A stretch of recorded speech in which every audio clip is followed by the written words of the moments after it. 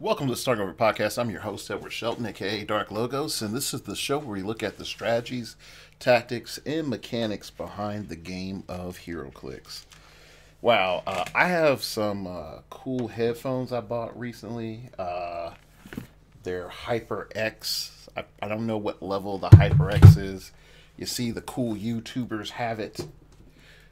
All the video game YouTubers, they have the HyperX headsets. And man, that's like audio crack.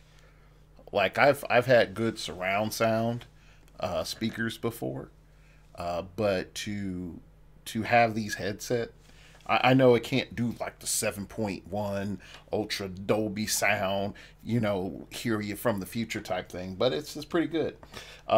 So I've enjoyed a couple other games I've played to higher levels with my new audio crack. But yeah, so that's also I got a charging station from Amazon that is a StarCraft pylon. So my battery life for ire. Hopefully it never tells me nuclear launch detected. As long as it doesn't tell me that, I think I'll be good. Or my base is under attack. But I don't know. I have an alarm system for that, so I don't need it to say that. So anyway, real briefly, I'm going to have like a little minor announcement that's going on. Not necessarily for you all to say, oh, pity Dark Logos, but this wasn't an announcement that I was initially planning, if you listened to last show. So pretty much I got in a car accident last weekend. I'm fine to a degree. My car got a little scruffed up, but when I got hit, it just made it so I can't stand up for prolonged periods of time without my knee hurting, like really bad, like my right knee in particular, and my lower right side of my back hurts. Anyway, so a brother's been sitting. Unfortunately, I'm not getting paid from work. I'm not asking y'all to donate to me. I'm not asking you all to be like, oh, Dark Logos, he ain't gonna do jack, unsubscribe. I'm just letting folks know, like, if there's a video goes out, there's more or less videos that come out, it's primarily because I'm at home. Yeah, I'm at home. So some folks will be like, Dark Logos ain't got no money. And I'll tell everybody like I told the folks at work when the government shutdowns was happening. I'm like, look, Dave Ramsey talks about having, money aside with your emergency fund. I have like, I ain't balling. I play this game, but I keep, my Sally Mae and Navient off my back and as much as I can tell them, I'm not picking cotton today. But I have probably about like a month worth of money before I have to really dig deep. And then if I dig deep, then I have like 2 months worth of money. So I'm a brother ain't broke. And don't play the small violin, for Dark Logos, but just let you know, like, my knee hurts, my hip hurts, my back hurts. So yeah, stuff's going down. So anyway, pray for a brother, and we're going to get into today's show. So today's show, we're going to talk about Earth X, and the main reason we're going to talk about Earth X is because we actually have, a full set list. And all the other cool YouTube channels got product from WizKids, and they did unboxings. Unfortunately, it seems that Zoran may still be a little bit pissed off with me. So I don't think I'm going to get on that list. So yeah, I'm still cool with Kenny. So Kenny, if you're listening, we've moved to neutral. So at least I'll be fair. All right, I'll be fair. And I'll be upfront with the fact that you all bribed me off. All right, I probably just don't have the views for unboxings and all the other stuff. So anyway, let's go ahead and get into the set. So what I'm going to do in particular is, like always, I'm going to focus on what I think is good.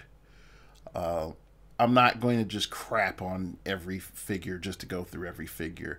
And just due to the volume of this set, I am going to sort of break things up a little bit. We're probably going to have a two-part video. Now, I am going to prep you with my analysis ahead of time.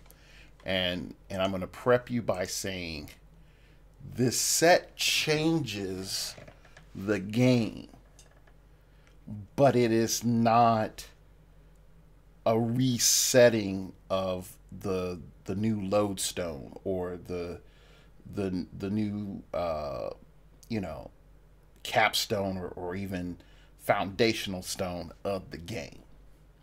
Okay. Or was it a cornerstone? That's the correct word. It's not going to be a cornerstone or a capstone of the game. So a capstone is on top, you know, and then the cornerstone is the foundation. Okay, so what we're looking at is something that I would argue is more like a keystone. A lot of other things are building up to it, and it's able to maintain the pressure and hold up a lot of other things above it when utilizing an arch. Okay, so I think we're in a keystone situation. Now, if you're a beer lover, I'm not referencing the alcoholic beverage, but more of the architectural format. So with that being said, let's get into it. All right. Spider-Girl is okay. The keywords are not that great, but she's okay. You don't need her. You'll have like 80 of her if you bought a case. Venom is okay. It's not great. It's not, you know, ridiculously strong or anything like that. It's okay. All right. Now, I will say that we really need to watch the EarthX keyword, in the monster keyword, and the police keyword. Those three keywords are on the come up. They are proving to be the new mystical and scientist, for lack of a better terms. And WizKids is doing a good job fleshing out those keywords. Brute and assassin, you know, they're looking, you know, WizKids, you need to look at Brute and Assassin. You shouldn't have invented Assassin. I personally feel that. But, hey, you do what you got to do. You know, just like how Pilot got neglected. You know, and WizKids, here's a freebie. Here's a freebie. Remove Pilot from keywords and give Pilot a tag that says, like, +1 evasion, +1 attack, something. Just for having like a pilot code, so that if they're inside of a vehicle, any vehicle, or they're good, or they're able to activate pilot abilities regardless of whatever, because they're pilots. They're that good. I think you would have some really good figures and dynamics that would show up, but that's just me, you know, trying to help y'all out. But yeah, Venom Prime is decent. I think, like I said, is going to be worthwhile. Silver Sable, I'm going to tell you this. Silver Sable is probably going to be one of the 3rd to 4th most abused figures in this set. Mr. Fancy Dan likes Silver Sable, and Fancy Dan likes Eternity too. But in particular, Silver Sable allows for a couple of things to occur. Number one, Silver Sable can go on any theme team. That's number one. Number two, she has leadership and mastermind, which are really big for the Pog Storm, the Pog Ninja Storm that they've created. You know, shout outs to Saban Power Rangers, if you remember those. But yeah, having mastermind, having leadership in the current environment is not bad. Her 5 clicks is a little bit meh. You don't really like, I don't really like that. But having that leadership, sidestep, 5 range, SpiderMan TA, she's just too good. I would argue that she is the Moya McTaggart of this set. Most people will not understand how broke she is until she becomes an establishment. And I know some folks will be like, but hey, Dark Logos, why is I still don't get it. The fact that I can make her X-Men, the fact that I can make her Avengers, the fact that I can have her come in and copy PD and be part of my Gotham City team. That's just ridiculous. Oh, what's the new hotness? Oh, it's really missing, you know, an action generator. Oh, Silver Sable. So she is what primed Thanos from the last set really should have been. And yeah, I'll just leave it at that. She's a little bit more all inclusive. All right, so let's keep going. Lizard, it's okay. It's not the greatest. It's okay. Morbius, same situation. I will also say this. Morbius and I forgot the character. I think it's President Osborn. That combo did really good work for me in Sealed. Because I would make Morbius +1 attack, +1 defense, I think, and or +1 attack, +1 movement, and you know now he's swinging with 11, and then when he hits, he's on his you know, charge, sidestep, stealth click, which for Morbius is actually really good. I personally feel that Morbius is something that we might be amused with, but I don't think most people are going to fully commit with him. He has some advantages up front, but I think everybody's more concerned is without stealth leading the way, he's going to get nuked from orbit, and he doesn't have a ton of vampire clicks, so he can easily get knocked off of his additional +2 clicks. So, I mean, he's okay. I mean, if you get a plan going for him, he's better. Rhino is mediocre. Sandman is mediocre. He's not even a good Avenger, I feel. There's no reason for me to play him in most cases. Now, well, I'll take that back. He has that Shifting Sands. Shifting Sands may give you a reason to play Sandman, but that up bumps him from C class to B minus. That's really all it does. Tinkerer.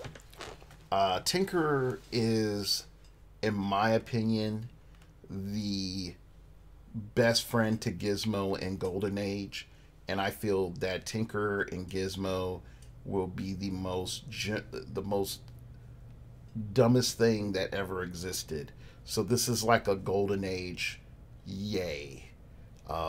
Modern Age, I think that people underestimate the fact that he is a melee giant or colossal's wet dream, or at least a flying super strengther's wet dream, because he picks Empower. Well, actually, he has Empower enhancement. He generates a heavy, and then that character just carries Tinker and hits for +3. That's pretty good for 30 points. So, and he's an 18 defense. So I really do like Tinker. Are most people ever going to really think of a serious way of using him? No, sadly. As an enhancement, he's a little bit overcosted. Because we can get cheaper enhancers or enhancers that are more expensive that just do more. As an Empower, you really want to have something that protects you. The late dial sidestep perplex, 9 times out of 10 you're never going to use it. So yeah, so Tinker, he's good, but He's the good tech that no one ever is going to use. Vulture, okay, it's a thing. That's all I can say. Police sergeant, yeah, it's another one of those, like, do you need EarthX fodder? Here's your fodder. I don't think that it has a huge advantage other than the fact that your opponents have -1 breakaway, which if you get a couple of them together and you put them on a police team, you somewhat by proxy simulate, in most situations, plasticity. So I think that's actually pretty interesting. So let's go into what I feel is a short-term boon that is actually ridiculously stupid. So EarthX number 10, the Hydra. Sidestep, super strength, willpower, exploit. Most of folks will be like, well, whatever, Dark Logos, this isn't good. But hear me out. The trait, shared through the hive mind, unique modifier, friendly characters within 6 squares with the Hydra keyword modify +1 attack when making a close. Now, here's why this is good. Okay. Number 1, you still have Hydra cap. You still have Hydra cap. And now Hydra cap can be like a 13 attack or something dumb like that. Like up front. And Hydra cap making Avengers Hydra for either 300-point games or even higher point games is ridiculously strong. If you compound that within all of the various, Hydra characters that you could have gotten from Nick Fury, this number 10, the Hydra, and then I'm also saying, like, it's the same trait with the number 11, the Hydra, except for range. When you put both of those together, you create quite a strong force. Now, again, it's a unique modifier, but having 1 or 2 of them is nice because they're functionally your Hydra spam to get plus to map for EarthX or for Hydra. So they're both really good. I would actually have people consider looking at them very closely. They are great commons, and I think WizKids did a good job on it because WizKids is giving us a specific faction hyper support. Okay, look at it for what it is. It's a specific faction hyper support, and they made it frail. They made it, but they also made it cheap, so it's accessible. So they're looking to see if you'll pay the points to use it, and I think that's important. All right, let's skip over Red Union Jack. I don't really care about that. The SpiderMan is creative. I think it's a fun control. I don't know what's going to end up happening. Now, if this was during War of Light era, he would be OP. Because he's functionally just a Green Lantern power battery. But with so many different things removing the as a free action, it's not as controlling as it used to be. But it's still good. So SpiderMan is like a B-. Black Panther is okay. I'll just say he's okay. I'm not going to pay for him because the Fast Forces is way better. We've gotten a lot of Black Panthers recently. Yeah, I'll just say we've gotten a lot of Black Panthers recently, and there's a lot more better Black Panthers. If you're looking for something that's just accessible, then fine, he's okay. If you're looking for an animal Black Panther or just an animal character, then he's okay. If you're looking for something to fill out Wakanda, okay, whatever.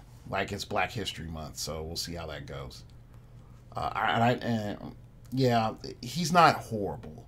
It's just that I'm not motivated to look at him as a figure, uh, just because there are so many other Black Panthers, and I never thought I would have that complaint. And that's yeah, I never thought I would ever have that complaint. Uh, let's keep going.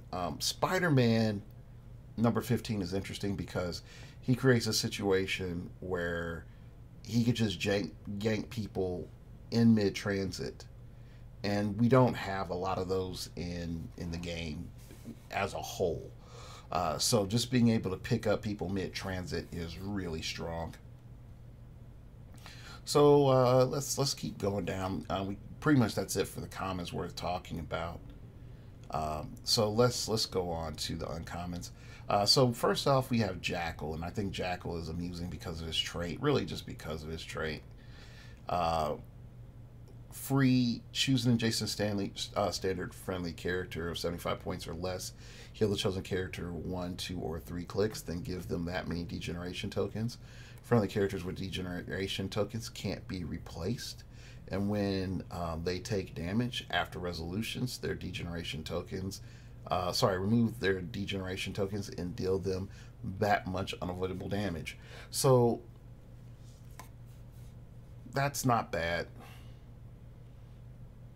I mean, you give them a temporary heal before they actually, start breaking down and all that other jazz. You just delay the inevitable, and I think that's fun. I think that's a good idea. I think the question is how is it going to play out in the bigger scene, and I don't think it's going to be too popular. I just think it's going to be useful. All right, let's keep going. Ezekiel Sims. If Spider-Man family needs barrier, he is not your guy. But I mean, but yeah, he can use barrier, or he can you do it as the free and be limited. But that's okay. Vulture. Yeah, I don't think he's worth it. Now, Vulture Prime. I think Vulture Prime is going to be something that's going to get played. The problem is that he doesn't really have the good keywords. Now, I'm hearing people saying that he's going to be the new Hawkeye when Hawkeye retires. Or no. Nope, I'm wrong. I'm thinking of probably another character. Someone was telling me about a Vulture that charged and they could keep charging. Oh, here, yeah, he is. When Vulture KOs a character after resolutions, he can charge at no cost. Yeah. I don't think he's the new Hawkeye because Hawkeye, number one, can do it at range. Two, Hawkeye didn't have to kill people. And three, Hawkeye, if he had keywords that worked, this Vulture really doesn't. And I don't think he's taking up your prime slot.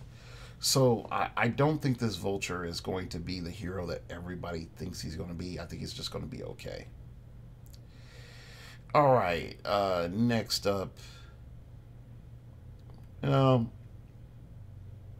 honorable mention for Crime Master, just because he can make a hired flunky. I like all the hired flunky stuff. And if he's KO'd, another friendly character can use shape change. I like that. Fancy Dan.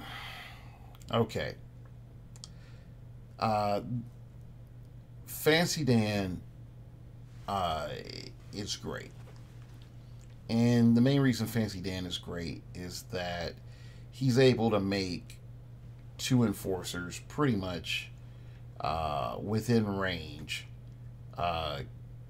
have free make an attack. They don't get to move and make an attack. They just get to make attack. So it's very effective for you to buff up a character and then have that character attack or make sure they're in position to do whatever they need to do, and then have Fancy Dan activate and then trigger off that character again. So Fancy Dan at 30 points is way more effective than what's his name, Mole Man, or the guy with the chicken head. He's literally Black Talon. He's way more effective than them, even though he's more limited. Those characters had to roll. He just does it, and Fancy Dan does it, and he's just way cheaper. I mean, you can make an argument of like what Black Talon has access to and Mole Man have access to, and even some friendly mind control Tony Starks had access to. I would still argue that Fancy Dan by far is just functionally, at the top of the pack. All right, let's keep on going down. And this is my problem, is most of the uncommons are not that impressive to me. To me, there's no reason for you to play most of them. So let's go to President Osborn. I like President Osborn. I think President Osborn works for EarthX teams and some Sinister Syndicate teams. Mainly for a couple of reasons. Number one, his price point is spot on. Number two, he's able to just come in and establish that another low point piece can hit above his weight class. And I think that is a big deal.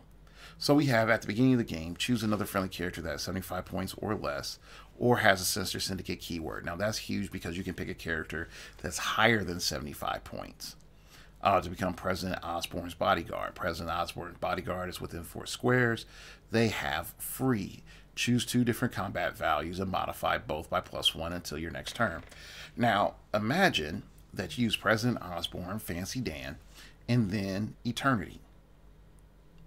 Now you can +1 Eternity stats in 2 different places, and you can have him attack twice. So there you go. Anyway, he also has leadership, mastermind. When President Osborn uses leadership and succeeds, instead of removing an action token, you may generate 2 higher flunky bystanders, max 4. Now, this part I actually do like because you're able to start creating force multiplication. But higher flunkies are not OP, okay? But they do have the Underworld TA, and they do gain all the keywords of all the friendly characters. Sorry, they gains keywords of all friendly characters with Underworld team ability. So there's a lot of other cool stuff that you can do with Fancy Dan and President Osborn. I just think a lot of people are going to sleep on it. Let's even just say you did it with Silver Sable, and now she's an enforcer. And you're making an enforcer team, and then you make her +1 stats. I think there's a lot of cool stuff there. All right, let's move on down. The Skull. This dude is dumb, and I think this is going to be, this version of the Skull and the other version of the Skull are probably going to be one of the top few figures out of the set that I think most people are going to abuse. All right, first off, having a 12 attack and then pretty much an infinite range, as long as you can draw a line of fire to do a single target mind control, is big. It makes Colossals a liability, and it starts making people say, I'm going to put Colossals on indoor maps as much as I possibly can to block line of fire from the Skull. Because all the Skull's going to do is turn 2, target, if you have multiple Colossals, target one Colossal and get it, mind control it, and then have it kill the other one that you don't want to have on the field. And so what if your opponent Colossal retaliates on the skull? He has a stop click. And you could say, but Dark Logos, they have Suitor. And I'm like, well, guess what? You mind control someone to kill Suitor. And then you're going to be like, well, Dark Logos, they have 2 Suitors. Well, you kill one Suitor. He Colossal retaliates and kills the skull. And then you promptly kill the other Suitor and you're up points. Problem solved. Yeah, so having stop clicks, leadership, sidestep, mind control, triple target, 0 range. I know some people would say, like, why is that? Because the minimum range for mind control is, I think it's 4 squares. So you could, if there's someone's up close, he could just mind control 3 characters. There's a lot of cool things that he can do with a 12 attack value. He's dumb. He's dumb. So I look at him as affordable Starro. That's the best way to put it. He's affordable Starro. Everyone can get access to him. Everybody can use him. All right, let's keep on going. So we're in rares now. I know some people are like, wow, you skipped a lot of uncommons. I'm like, yeah, I did. I'll say this. I'll shout out Namor because he's cool. I don't think that he's a good piece. I just think a sculpt is cool. And I know some people will say, but he's charged flurry. Yes, he is. But I don't think he has what is needed to carry at 130 points in the current game. You know, it doesn't matter if you say I slap specs on it. Like, no, this doesn't work. So I have to just say cool sculpt. I really like him, but no. All right, Dr. Octopus. This one I think is good. My only problem with this Dr. Octopus is I feel like it doesn't really have a place yet. And it's going to be good temporarily. But I think after Overdrive retires, I think Sinister Syndicate just sort of starts to fall off. And that's sort of sad, but it's true. Beetle, you're primarily just getting Beetle for the Beetle pod. You really don't care about anything else. I'm not quite sure if this Dr. Octopus has the arms or not. But, yeah. But Beetle is okay, but you're just getting him for the Beetle pod. And the Beetle pod is where I feel like it is stronger than what people think. Giving a character that doesn't have damage reduction, toughness, flight, and +2 movement speed. Hell, we used to have a feat that would give us toughness, and we had to pay 10 points for it. And you're telling me that the Beetle pod, I pay 8 points and I fly now. I can access flight, so that means I can carry, and have all the improved movement, plus toughness, +2 speed for 8 points. That's ridiculous. So Beetle pod, game changer. Alistair Smythe, same thing. I know people don't like Alistair Smythe. It's like, oh, he's too fragile, and oh, I don't like it, and blah, blah, blah, blah. But Mini Slayer is, in my opinion, WizKids listening to the community. And WizKids comes back and says, look, hey.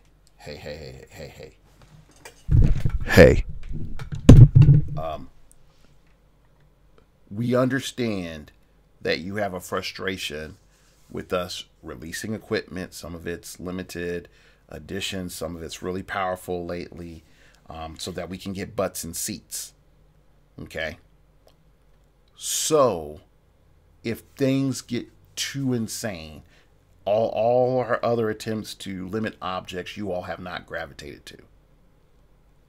So you have a choice. You could play Alistair Smythe and get unlimited Mini Slayers, or you can just pay 4 points, which is ridiculously cheap, and have your own mini Slayer. So I think just to get mini Slayer, it's worth it. You want to get Alistair Smythe. Alistair Smythe by himself is a $5, possibly a $7 fig in value, just because of what he does. Is he the most OP? No. Is he the best figure ever? No. Is he hard to use? Yes, I will admit that. But I will definitely say, you've heard it here first. Mini Slayer will change how we look at this game. And that's why I said this set is a keystone set. A majority of the figures that I'm saying, this is good, this has value, are between 50 and about 80 points. And for long-term listeners, I am not resetting the golden ratio. But I am saying that we've gotten a lot of love in that 0 to 50. Or, yeah, we got a lot of love in that 0 to 50 range. And we got a lot of love from that 100 to 120 range. But we really haven't gotten a lot of good love in that 50 to 75 or 50 to 80 range. And WizKids is like, hey, you know, puts on that Barry White, you know, says, I'm telling you this, I'm telling you that. Some of y'all too old for that. Some of y'all too young for that. Yeah, you know. There is a lesson that I want to teach.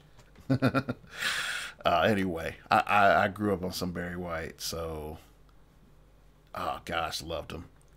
Best. I wish I had Barry White's voice. I said when I got older, I'm like, I'll have Barry White's voice when I'm older. And then when I got older, I got nothing close to that, and I'm like, oh, dear God, why? Why? I wonder how many women I would have had if I had Barry White's voice. Like how easier dating would have been. But man, you know, I've become a better man because I don't have Barry White's voice. Anyway, let's keep going before I get depressed. I'm not having Barry White's voice. We got Web Shooter SpiderMan, which is trash. WizKids, you shouldn't have made that. You really shouldn't. We weren't using the web shooters before, and then you remade the web shooters more expensive and really not as good. Yeah, like, you just wasted your own plastic. Okay? Then you got Miles Morales Spider-Man. Good for Black History Month, but not much else. Like, he's okay. Yeah, he's okay. I played him in sealed. He's okay. Oh, buddy, here's Stegron. Now, Stegron, in my opinion, is a figure that a group of the heroclix community will gravitate to, and the other part of the heroclix community is going to be like, but Hawkeye. Okay? And for everyone that's going to say, but Hawkeye, I'm going to tell you that's a rapidly depleting excuse. Because I know retirement's coming. Just like winter's now, the White Walkers decided, you know, instead of walking the earth, you know, play around the heavens and make Kansas City minus 35 degrees. Like I'm in the freaking Arctic or something. But yeah, Stegron is looking to put, you know, an extinction event up on the game scene. Now let's break down Stegron real quick. Why is he strong? Well, first off, welcome to a Battle World character. So all that Battle World jank that you thought you left behind, it's back. It's back. Okay. Next, he has shield keyword, which if you thought that couldn't get abused some more, there you go. Savage Land, whatever, that doesn't matter. Sinister Syndicate, that does. Animal, that does, scientist, that does. So we automatically see that he's stacked on the keywords. Okay, he's making that keyword cheddar, and he's not looking to make grilled cheese sandwiches. All right, so then he has retro regeneration ray. The bystanders printed on this card are dinosaurs. At the beginning of the game, generate one of each dinosaur. Yes, you heard that. For freaking free, you start off with a Jurassic Park. You didn't have to do any DNA splicing. You didn't have to go, go find a paleontologist to come look at your dinosaurs and stuff. No, you start off with Jurassic Park. Okay, then it's a power action to generate a dinosaur if that dinosaur is not already on the map. So what happens is, I forgot that cartoon where it's like the dinosaur riders and they got the freaking dinosaurs with freaking missiles and stuff on their back and stuff. Yeah, that's what you're doing. You're the dinosaur rider people, and somebody's going to put in the bottom like what that cartoon was. And 80s child, I welcome you. And for some reason, we're straddled between being Gen X and millennials. I don't know what the hell happened. Anyway, I digress. So I functionally have, they're not autonomous, but I have 3 very slow taxis or just body blockers on turn 1. Okay, so the Brontosaurus, it's got sidestep, so it's going to get ahead. It's going to win that race. But T-Rex, watch out. Now, a lot of you are going to say, Dark Logos, these Pogs are crappy. 9 attack and 3 damage and 4 movement, and the Stegosaurus has Force Blast. And the T-Rex can only charge for 3. And it has Blaze Claw's Fangs. And the Brontosaurus has Quake. And where I'm going to come back to you is the details and the nuance. So I'm going to come back to it. So then we have Stampede, double power.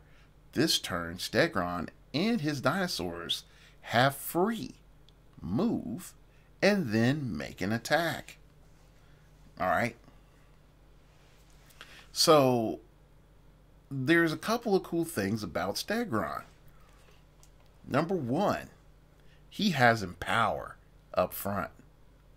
Number 2, Stegron is relatively deep for the current game sphere. He's 7 clicks, which means if most people try to do their normal mental math on him, they're going to be short when they try to one-shot him. He also has regen, and he has Steel Energy. So he has all the tools just to be the annoyingest dude ever. Okay? So I want you to imagine the following. It's your turn. You do what you want to do. All right? You got a leadership on your team. You're feeling froggy, and you're like, yo, it's time to rock this. So Stegosaurus goes off. Brontosaurus goes off. T-Rex goes off.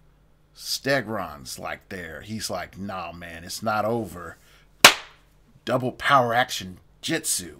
Okay? And it just happens again. And also Stegron goes off. So in a turn, you could generate, let's see, 12 damage on a light. Actually, no, not 12 damage. 15 damage on a light end. Okay. So Stegosaurus hits somebody for 4 because it's going to be Stegron's going to be nearby. Brontosaurus hits somebody for 4 because Stegron's nearby. T-Rex doesn't roll blaze, just hits somebody for 4. Okay. Next thing. Stegosaurus has Force Blast. He could just knock people wherever the heck he wants. Also, if he hits you, he's going to knock you back. All right, so that's just automatic. He has invuln. The Brontosaurus has impervious, and T-Rex has toughness, which means these suckers aren't getting poisoned off the map. You actually are going to have to do some work unless you're going to outwit poison, or you have penetrating poison. Next is Stegosaurus has mystics. So yeah, take your free damage when you kill the Stegosaurus. So you can be highly, you can pressure somebody with that.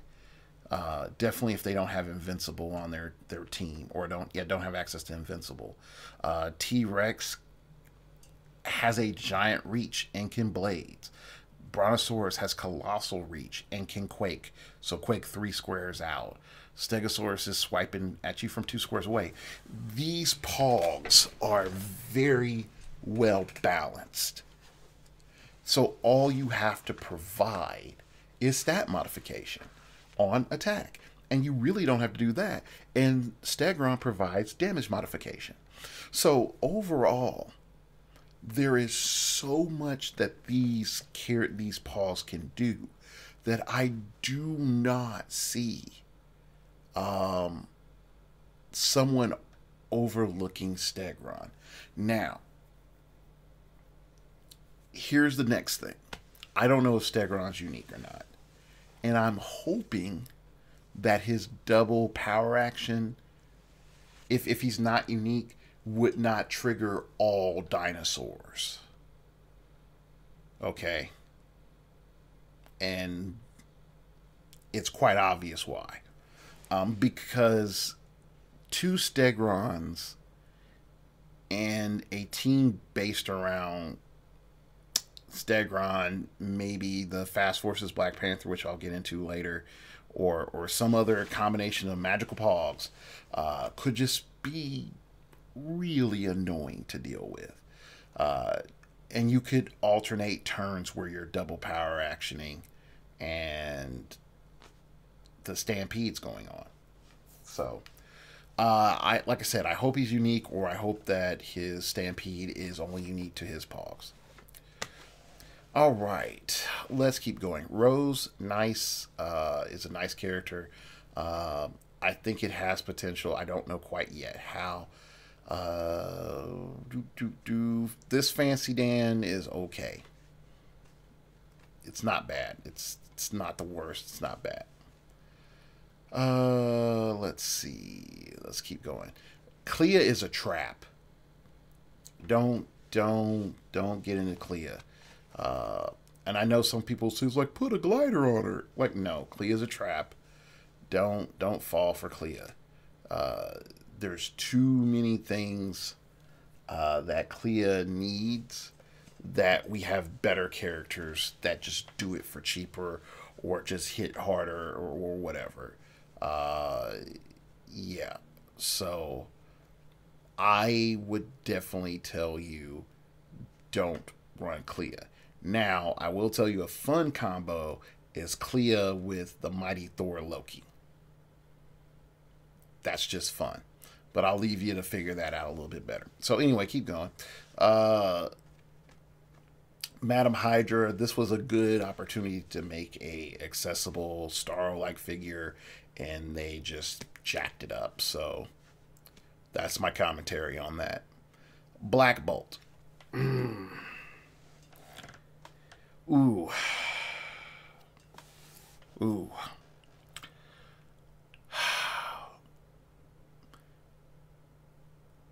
This is a hard one for me because I like Black Bolt in the story. Black Bolt in this figure has the potential to do something. In the high point metagame, he's completely unviable right now. He's just not viable. In the local sphere, I feel is going to be a splitter of play groups.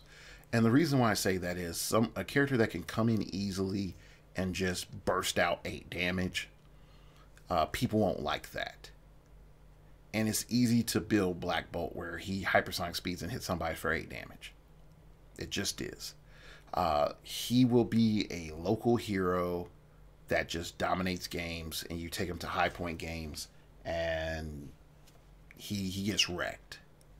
Now, I know some people will say, well, why are you saying all this? And what if I just put specs on him? Wouldn't that just, make him 80 times more stupid? And I get it. But let's break down why he's strong, but also like his downfall. The Terrigenist twice, having played with that, it's too iffy, and getting it to, you can't use it up front, so it's not useful. Then you have only one man could have that could move that quietly when Black Bolt has no action tokens, lines of fire drawn to him are blocked. That's what protects him. The problem is getting him around, so you have to get a colossal or a vehicle or a giant, or just TK him out. So you can't, outside of Pulse Wave, just tag him. So it sets it up so that he can get a really good alpha strike. Then, and I'm mainly saying this at 150 because his 100 point dial is trash, and usually the lower point value is the better value, but functionally his lower point dial is trash. Unless you want to get lucky, you get lucky with Terrigenesis twice, because it's based off a click number. So all of a sudden, if you get lucky, and you roll a 1, 2, or 3 up front, he can either be a 12 attack or a 5 damage. That's on average what he's going to end up perplexing for. So I see the potential there too, but I don't think it's a good idea. Anyway, so his second trait is the primary thing that's going to protect him to get off his first major attack. The pulse wave thing is a joke, but like I said, is being able to get modded up and with a base number of 5 damage. It's he's going to be a local hero. And there's back in the day during Legacy, people used to make fun of folks that would play like Wildfire and Vet Wildfire and Super Rare KCGL, and they would call them noob cannons. And people were mad that WizKids would release all these noob cannons. And of course, there was also Icon Superman came later, but there were all these noob cannons, and people were like, these people aren't learning how to play the game. They're just upping stats and sending out their big attacker and nuking my other figures. And I feel like that's what Black Bolt does. So yeah. Let's go on to Lady Octopus. You're only getting her for the octopus arms. Real talk. Are there figures that can abuse the octopus arms? Yes. Is it going to be something that a lot of people are going to look at? No. Why is that? Because it's 3 a.m. and I don't have a chick, and I'm getting text messages. That's funny. Oh no, it's just Future Fight. So yeah, my mistress did text me. Anyway, next up is Green Goblin. It doesn't matter what Green Goblin does. It realistically doesn't. You're getting him for the Goblin Glider. That's all he's there for. You know, like you're the gold digger, and Norman Osborn is sitting there and offering you a nice piece of technology if you put out the cash. So yeah. So let's look at the Goblin Glider, because nobody's gonna play Green Goblin. Nobody, and it's sad. It's sad. No one's gonna play Green Goblin. But anyway. So let's go into it.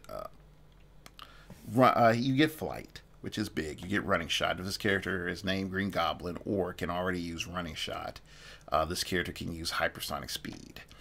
And that's really the rub, is a lot of characters with really good movement and really good ranges can now, it's not like, oh, I have a 12 movement and an 8 range. Now I'm not just going to running shot for 6 anymore. Now I'm on a freaking hypersonic speed around because of the Goblin Glider.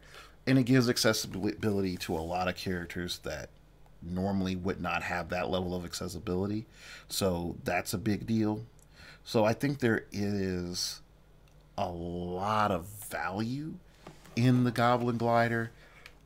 It makes some of the big maps that we're dealing with, in particularly, you know, the new Tony Stark map from the starter, a lot more advantageous because they don't have to deal with the limitations of having to, you know, not being able to deal with elevation changes. I mean, that's just the honest truth. Elevation changes are probably going to be one of the biggest hindering things for gameplay in the next few months. So when we unpack it, it's obvious. Like, what's the most to use powers in heroclix? Hypersonic speed is number 1. You can make an argument that prob is number 2, but I would easily say running shot is number 2. Okay, and then you start going into your support powers. All right, so when I look at levels of complexity or things that are important to the player base, being able to access move and attack on characters that don't have move and attack is huge. And that's what they're doing. And I know we're going to have like an Infinity Gauntlet or whatever and gems and all the other crap coming. And I get that.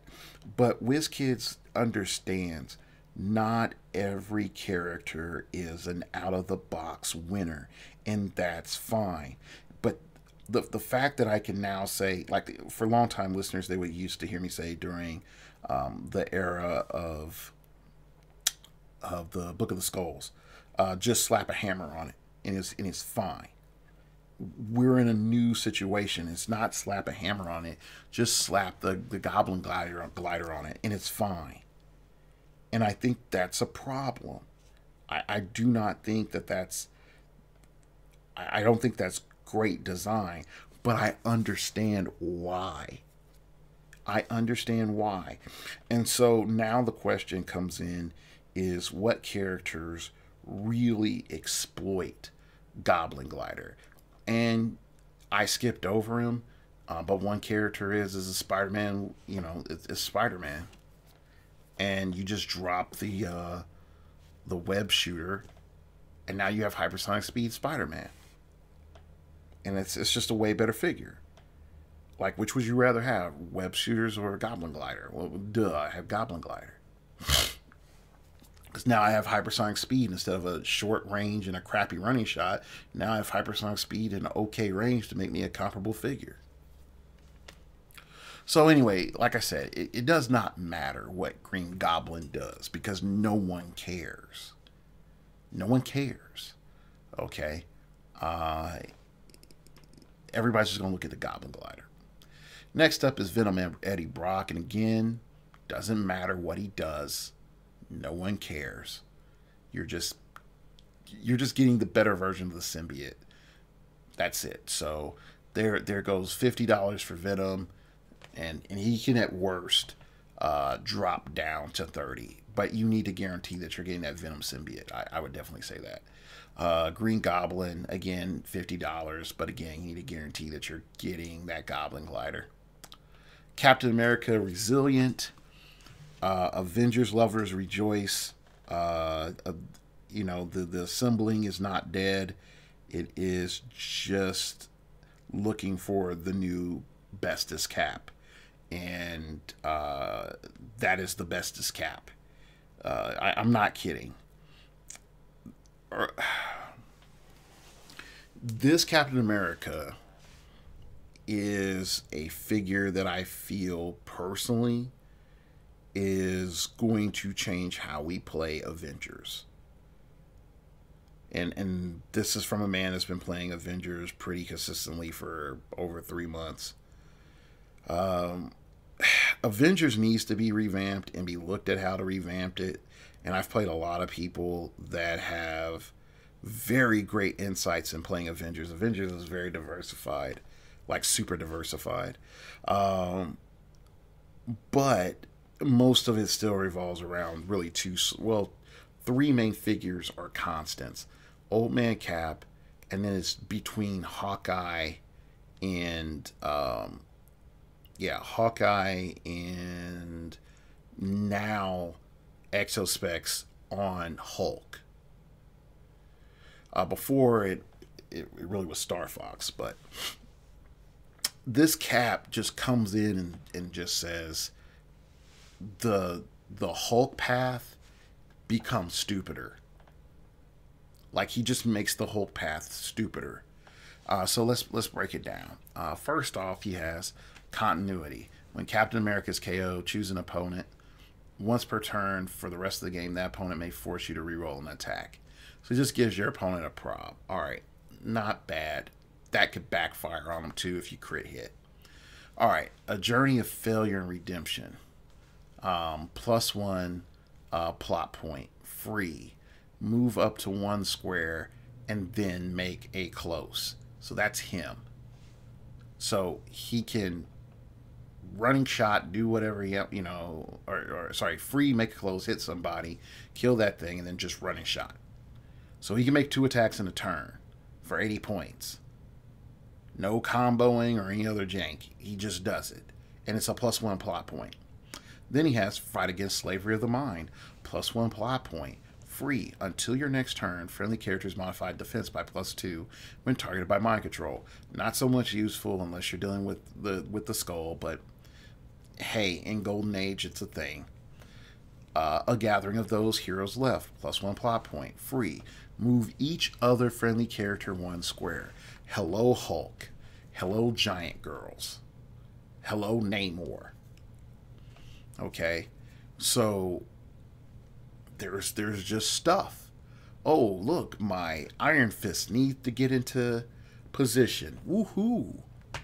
Oh, hey, man, I got a Pog army with my dinosaurs. Move 1 square. Hey guy, you see all those Iron Avengers? Oh, yeah, like, they get to move 1 square free, all of them that I got on the field. Yeah. Oh, yeah. Oh, I got a chance to break away. Oh, yeah, I got it. Okay, I'm sorry I failed you, but the war ends now. -3 plot points. Place Captain America Resilient into a square that is adjacent to both an opposing character square and a square of hindering or blocking terrain. Then make a close attack. If Captain America Resilient is KO'd, an opposing character... KO's an opposing character with that attack, give him 3 plot points. Oh, yeah, man. I did a power action, teleported, pop some dude in the mouth, and oh, I KO'd him? Oh, okay, cool. I guess I get my plot points refunded because Medicaid? I got my Medicaid check, from Norman Osborn for Captain America. Yeah, that's it.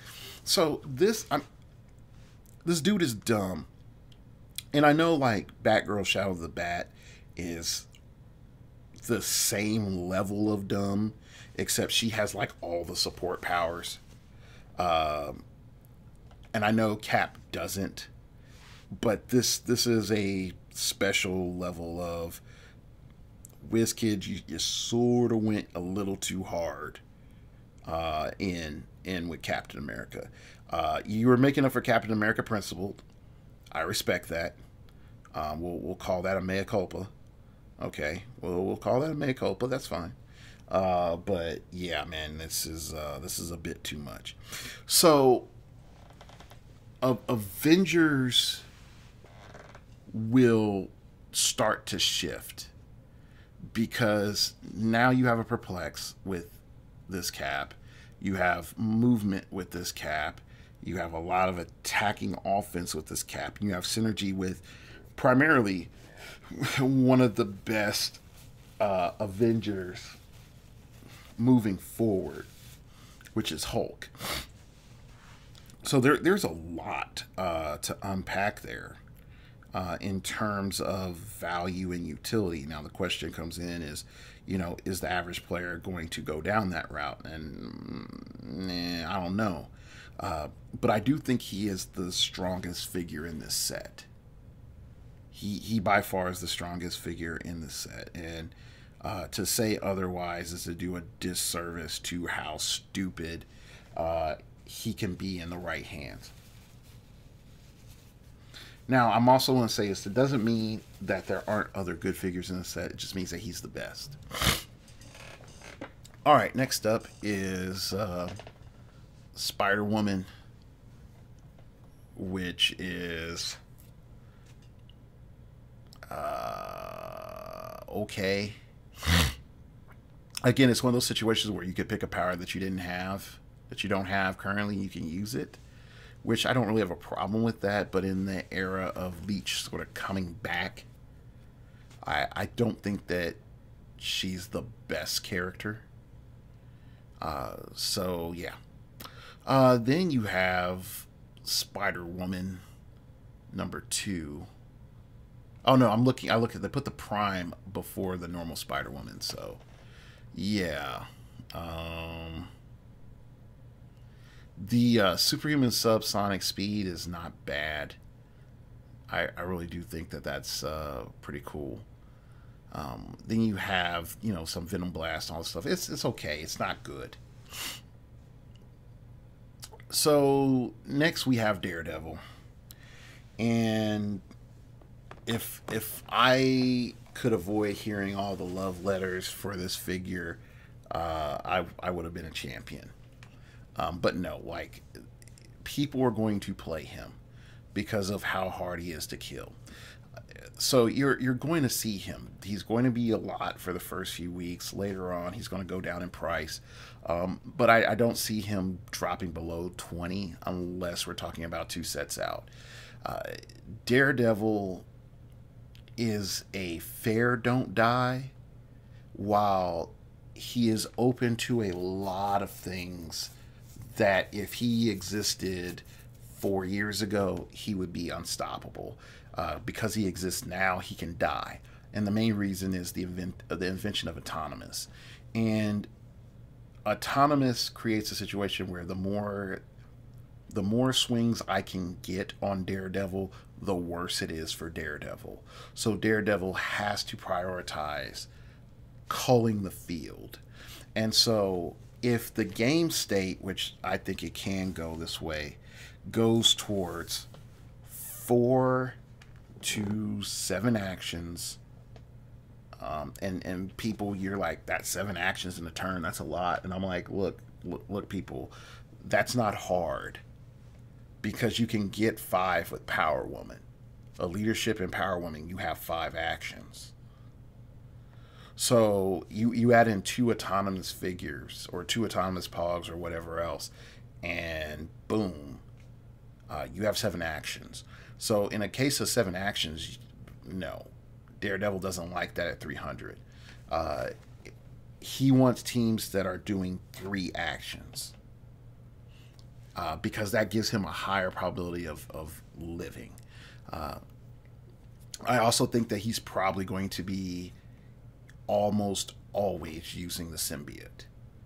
Almost always using the symbiote. And I know some folks will be like, Dark Logos, man, that doesn't make sense. I want to put some specs on him. I want to put some, Goblin glider on him. I want to put, not Goblin glider, the beetle pod on him. I want to put, this, that, and the other thing on him. I want to put Thunderstrike on him. I want to put Tommy Gun on him. Like, no. Just hear me out. Hear me out. Odds are he is going to die by late game. And most people want to put like Venom Harness on him, so he's just wrecking shop and dying and killing people and have a 13 attack and 5 damage and all this other stuff. And that works out fine. Like I said, if and only if you are dealing with a 3-action team. But if you're dealing with someone that just says, yeah, I'm going to make sure that it's going to be an unlucky day for you, or they have a dice manipulator like Trelane, it can suck. It can suck really bad, really fast for you. And I'm not trying to blow smoke. I'm not trying to mislead people on tech. I'm not trying to just be a hater or different just to be different. But I'm saying legitimately, how many pogs have I talked about lately? Like a crap ton. And we're going to get more. I don't have to hit you to have you lose your little can you kill a daredevil token. You know. So, but anyway, it's not that. I hear that teaming up with you may be fatal. I'm game that trade. Yeah. So is this figure bad? No. Is he really good? Yes. Is he the best figure in the set? No. Are people overhyping him? Yes. Is he viable? Yes. Is Mystical going to love him? Yes. Celebrity, EarthX, they're both going to love him. Yes. Is he going to show up in the meta scene? Yes. Is he a liability? Yes. Yes. So I don't want people to think like, oh, you know, Dark Logo's just a hater. Like, no, I'm looking out for you in your purchasing. So we're over an hour, so I'm gonna come back, finish up the other. I'm gonna finish up the other figures. I definitely encourage you to come back and listen with me in part 2. If you don't, feel free to follow me on Twitter at StarOverPod. It came from outer space and told me there's a wormhole from dimension 3589 that floated into our galaxy, but it doesn't lead back to that same dimension. It leads into dimension 85 Zeta 9, which, trust me, you don't want to go there. At least that's what my Twitter tells me. Follow me on Twitter, and the main reason you want to follow me on Twitter is because YouTube hates YouTubers. You're going to know when a new show is up, and you can email me at startingoverpodcast@gmail.com. That's startingoverpodcast@gmail.com if you wish to opine. Keep it piffy, keep it interesting, keep it awesome, baby. Let me know what you think about this set. Did you pull anything cool? And if you want to donate to me, you could donate to the show at startingoverpodcast.blogspot.com, and you could just donate to the PayPal there. Everything you donate goes to making the show better. All right.